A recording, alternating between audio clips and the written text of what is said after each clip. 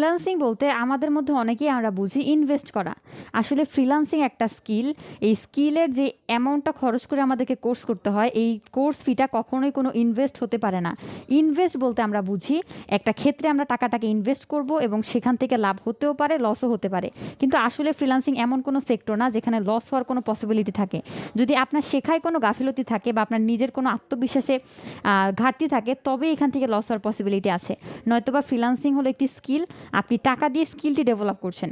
কারণ আমরা যখন স্কুলে পড়ালেখা করি, কোনো স্কুলই আমাদেরকে চাকরির নিশ্চয়তা দেয় না, কিন্তু তবুও আমরা টাকা পয়সা দিয়ে স্কুলে পড়ালেখা করি, কারণ স্কুল থেকে আমরা একটা শিক্ষা অর্জন করি, আর শিক্ষা কখনোই বিফলে যায় না।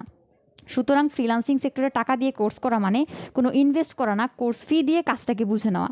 যে ব্যক্তি আপনাকে সময় দিবে ফ্রিল্যান্সিং সেক্টরে, সে অবশ্যই একজন ফ্রিল্যান্সার হবে এবং তার প্রত্যেকটা মিনিটের ভ্যালু আছে। আশা করি আপনারা একজন ফ্রিল্যান্সারের প্রত্যেকটা মিনিটের ভ্যালু সম্পর্কে ধারণা রাখেন।